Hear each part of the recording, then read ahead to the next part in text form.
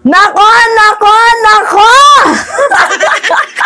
Mukhang kakailanganing sumagot ni Banat Bay dahil meron akong na-receive na isang mensahe. Totoo ba? Ako'y nagtatanong lamang guys ha. At unang-una, hindi ko kino-confirm na totoo to. Itong balitang nalaman ko. Pero gusto kong malaman sa mismong bibig niya kung totoo ba itong mga aligasyon tungkol sa kanya. Ano yung allegation, Mima? Sabihin mo na. Totoo ba? Totoo ba? Yan guys yung tanong natin. Totoo bang nakabuntis ka? Tapos iniwan mo yung mag-ina mo at pinili mong magpakabinata. Yan guys yung yung tanong natin yan guys ha. Hindi ko kino-confirm na totoong nakabuntis itong si Banat Bay at iniwan ang kanyang mag-ina. Hindi ko kino-confirm yun guys ha, na nakabuntis itong si Banat Bay. Pero gusto kong malaman sa kanyang bibig kasi meron akong mensaheng na-receive galing sa isang dummy account na itong si Banat Bay daw kunong ay nakabuntis tapos iniwan niya ang kanyang mag-ina. Bakit naman gusto? Woo! Grabe, nakakalumong balita. Hindi ko sa pinapatulan guys yung chismis ng dummy account na yun kasi pwedeng character assassination ito kay Banat Bay. Pwede din namang totoo kasi dummy account yung gamit niya, ayaw niyang magpakilala. Pero gusto nating malaman ng totoo dito guys kung ano nga ba yung totoo. Diba totoo ba na nakabuntis ka at iniwan mo ang mag-ina mo para magpakabinata? At totoo din ba? Nako, ito guys, ito yung malala. Nabibigyan mo daw sana ng 200,000 itong si ate mo girl at pumunta ng Japan para magpa-abort. Totoo ba yun? Ako hindi ko kino-confirm ha, kasi sa totoo lang guys, wala talaga akong balak mangkalkal ng baho or basura ng iba. Hindi ko gawain yun. Hindi ko gawain yun, guys. Yung hahanapan ka ng baho, hahanapan ka ng basura, ika-character assassinate kita. Kasi unang-una, ikaw na mismo sumisira sa sarili mo eh, di ba? Parang bangag ka din eh, no? hindi ko sinisiraan si Banat Bay. Pero gusto lang natin malaman ng totoo kasi nung time na ginawa nyo yan, libog na libog ka. Diba? Talagang tigas na tigas ka. Tapos hindi mo man lang mapanindigan yung kalibugan mo. Gusto po. Kaya nga ito sinasabi ko sa inyo guys, no? Wala siyang pinagkaiba. kay Kay Buloy. Oh, sa kay Buloy may ebidensya sa Senate hearing ni Senator Risa Ontiveros, yung kiss-kiss boy. Ito namang natin ngayon, yung kino-content natin ngayon na binubulgar ko sa inyo, according lamang po ito sa isang sender na nakadami account. So gusto ko lang malaman kung totoo ba to or hindi. Kasi kung ano to guys, kung totoo to, nakakahiya naman. Ang tapang mo sa mga vlogs mo. Ang tapang mo na kesyo parang wala kang kinakatakutan. Tapos sa gitna ng iyong katapangan, sa harap ng iyong katapangan na pinapakita, ikaw pala ay walang bayag. Naku, nakakahiya yun, Banat Bay. Kung totoo man ito, hindi ko kino-confirm guys ha. Kasi unang-una, ayokong mabuhay sa mundo ng kasinungalingan, pero gusto kong malaman kung ano yung totoo dito. Pero yung kay Oli, totoo yun guys, na nagtatakol siya. Kasi meron naman tayong video na pinakita sa inyo noon na itong babae ay nagreklamo, diba? Nakalimutan ko na yung name ng babae, pero nagreklamo yung babae na subscriber niya, followers niya, pinagtatakulan niya habang may trabaho. Si Oli, totoo yun. Kasi yun yung kwento ng babae na in-interview ni DJ Bayon if I'm not mistaken. Pero yung kay Banat Bay na nakabuntis, tapos gusto niyang ipalaglag, yun yung gusto kong malaman. Kaya kailangan sumagot ka, Banat Bay, kung totoo man yan. Linisin mo yung pangalan mo. Opo, nakakahiya ka. Kalalaki mong tao, wala kang bayag. Alam nyo guys, yung mga ganyang tao, sarap putulin ng mga ethics ng mga yan. Diba, ang lakas lang ang lakas lang tsumurba, tapos hindi marunong manindigan. Ang sarap putulin ng mga mga ethics na ganyan, no? Yung parang ang tingin lang nila sa mga babae para usan, di porket meron silang pera. Diba? Ganyan ba yung tingin mo sa mga kababaihan? Wala ka bang kapatid na babae? Ha? Wala ka bang nanay? Na kung kaya't ganun lang yung tingin mo sa mga babae para usan? After mong 'Di ba, after mong tumirik yung mga mata mo at natapos ka na, iiwan mo na, tapos ngayon na may nabuo, ipapalaglag mo. Ganun ba yung tingin mo sa ano? Sa babae? Na ginawa lang ang babae sa mundong to para maging parausan?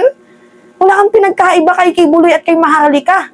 Kasi kung totoo man ito guys, talagang dikit sa balat na yan, yung dalawang yan.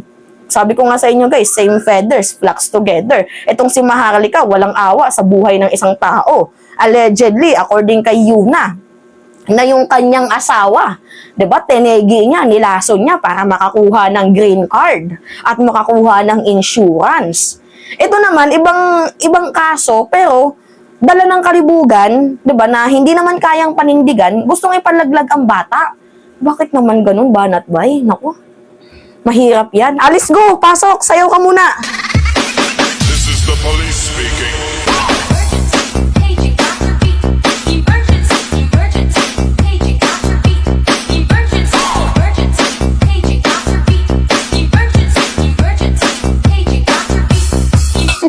Diba? Sinayawan ka ni, ni Alice Go.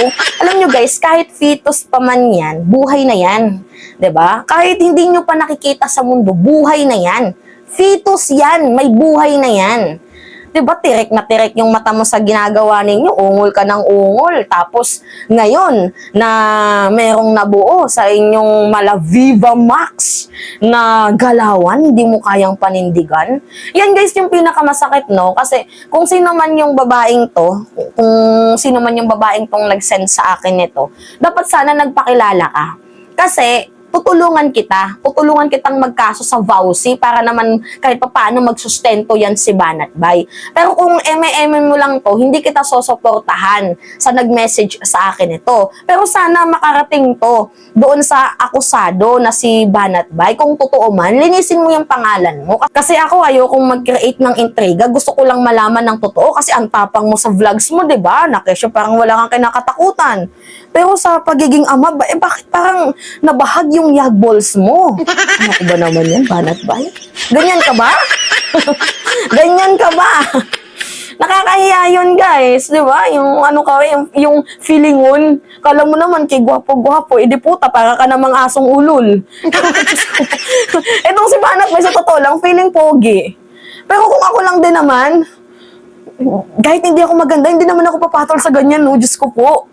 Tingnan nyo naman yung itsura, parang laging sabog. Diba? Tawa-tawa, ay hindi naman nakakatawa. Dati ka bang baliw? Diba? Diyos ko po. Yan guys, yung gusto nating malaman. Ang pangalan pala ng babae sa dummy account, Michelle. Michelle, oy, Michelle. Kung merong tinatawag na Junel, merong ding Michelle. Oy, Michelle. Totoo ba? Yan yung sagutin mo, Banat Bay. Kasi ako ayoko mag-create ng intriga dito, guys. Kasi ayoko naman makasira ng pangalan ng isang tao. Hindi ko kino-confirm na totoo to. Kasi kung kinonfirm ko na totoo ka, baka kasuhan ako ni Banat Bay. Pero okay, kasuhan niya ako. Go ahead, hindi ako natatakot. Kasi ito, message lang naman sa akin and ako ay nagtatanong lamang, 'di ba? Kung totoo ba, linisin mo yung pangalan mo, 'di ba? Huwag kang yung katulad kay Maharlika na ini-skip niya lang yung mga issue sa kanya. Mga ganun, no, para hindi mapag-usapan. Hindi ako nagki-craving sa attention mo kasi unang-una, parehas tayong vloggers and makikita mo naman sa aking mga views na tinatangkilik ako ng mamamayang Pilipino kasi totoo ako kung magbalita.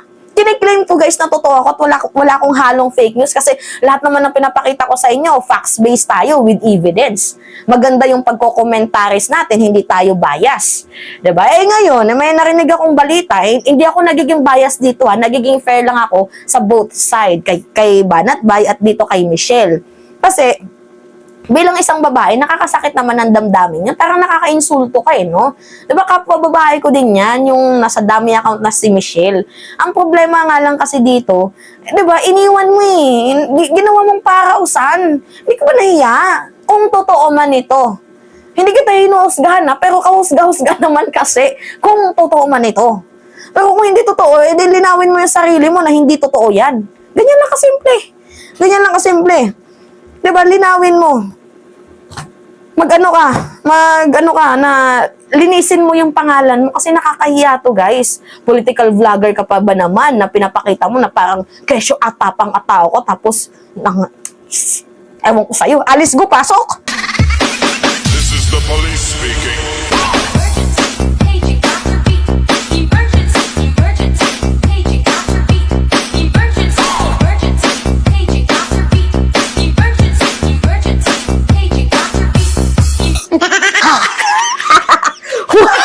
Masamang espiritu na pumasok sa isipan at kaluluwa ni Banat Bay. Umalis ka! Exoste di amoste! Amnisimundus spiritus! Anyway, yun lang po, guys. Gusto ko lang malaman ninyo para maging aware kayo na yung iniidolo ninyo ng mga DDS na itong si Banat Bay ay meron palang karumal-dumal na ginawang hindi maganda. Pero kung hindi naman to totoo, paliwanag mo yung sarili mo. Yan lang yung gusto nating malaman. 'Di ba? Linisin mo yung sarili mo. Wag kang wag kang tago yagballs. Ipakita mo yung itlog mo kung meron kang itlog. 'Di ba? Para para hindi ka napuputulan ng edits. Anyway, yan lamang po, guys. So that's me again, si Mima Alicia nyo, at nagbabalik ulit para sa ating panibagong video.